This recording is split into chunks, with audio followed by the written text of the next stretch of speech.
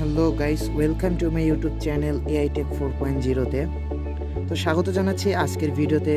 আজকের ভিডিওর বিষয় হচ্ছে আইআর অবস্টেকল সেন্সর এর সম্পর্কে। তো আমরা আজকে আইআর অবস্টেকল সেন্সরের ফুল ডিটেলস নিয়ে আলোচনা করব। তো ফার্স্টে আইআর অবস্টেকল সেন্সর সম্পর্কে জানতে হলে ভিডিওটি স্ক্রিপ্ট না করে সম্পূর্ণ ভিডিওটি দেখার আহ্বান রইল। সম্পূর্ণ ভিডিওটি দেখলে আপনার আইআর সেন্সর সম্পর্কে ভালোভাবে একটা ধারণা পেয়ে যাবেন। তো আর বেশি কথা না বলিয়ে শুরু করতে যাচ্ছি আজকের ভিডিওটি। তো ফার্স্টে বলতে চাচ্ছি আইআর অবস্টেকল সেন্সর আসলে কি। আইআর অবস্টেকল সেন্সর হচ্ছে ইনফ্রারেড এই সেন্সরগুলো বিভিন্ন রশ্মি ব্যবহার করে অবস্টেকল শনাক্ত করে। তারা সাধারণত অদৃশ্য আইআর রশ্মির মাধ্যমে কাজ করে, যা প্রতিফলিত হয় এবং সেন্সরের কাছে ফিরে আসে। তো আইআর অবস্টেকল সেন্সর কিভাবে কাজ করে? এখানে একটি আইআর এলইডি থাকে, যা থেকে আইআর রশ্মি নির্গত হয়। এই আইআর রশ্মি নির্গত হয়ে অবস্টেকল যেটা থাকে ওখানে আবার রিফ্লেকশন হয়। রিফ্লেকশন হওয়ার কারণে যেমন আমাদের সামনে যদি কোনো দেয়াল বা বস্তু থাকে, সেখানে হলো ওই রশ্মিটা গিয়ে আবার প্রতিফলিত হয়। Sensor detection. তো সেন্সর ডিটেকশন কী করে? ওখানে একটি ফটোডায়োড থাকে, সেই ফটোডায়োড রশ্মির প্রতিফলন শনাক্ত করে এবং সিস্টেমকে সতর্ক করে থাকে।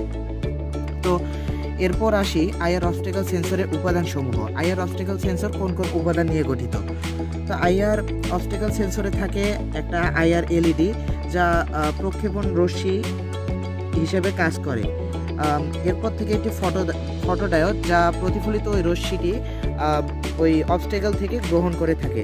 তারপর একটি থাকে কম্পারেটর সার্কিট, শনাক্তকরণের জন্য ইলেকট্রনিক একটি সার্কিট সেখানে অ্যাটাচ করা থাকে। তো এখানে আরও একটি জিনিস থাকে, সেটা হচ্ছে আউটপুট এলইডি। এই আউটপুট এলইডির কাজটি হচ্ছে ওই যে রশ্মিটির প্রতিবন্ধকতা শনাক্ত করে আলো জ্বলে ওঠে এবং এখান থেকে আউটপুট শনাক্ত করে। তো এরপর আসি আইআর সেন্সরের ব্যবহার। আইআর সেন্সর মূলত কোথায় কোথায় ব্যবহার হয় সেটা এখানে আমরা বলতে চাচ্ছি। তো আইআর সেন্সর রোবোটিক্সের বিভিন্ন ক্ষেত্রে ব্যবহৃত হয়ে থাকে। তো এখানে অবস্টেকল অ্যাভয়েডেন্সে আইআর সেন্সরের গুরুত্ব অপরিসীম। তো অটোমেটিক গেট সিস্টেম, আমরা যদি কোনো প্রজেক্ট বা এরকম অটোমেটিক গেট সিস্টেম তৈরি করতে চাই, তাহলে সেই গেট খোলা বা বন্ধ হতে পারে অবস্টেকল শনাক্ত হলে। তো এই বিষয়ে আইআর অবস্টেকল সাহায্য করে। তো গাড়ির সিস্টেম হচ্ছে গাড়ির পেছনের সেন্সর হিসেবে।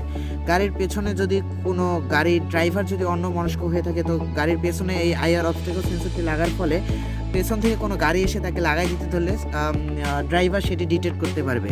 তারপর বয়সভিত্তিক সহায়তা যন্ত্রপাতি, বিদ্যুতের জন্য নিরাপত্তার ফিচার এই আইআর অবস্টেকল সেন্সর দিয়ে থাকে।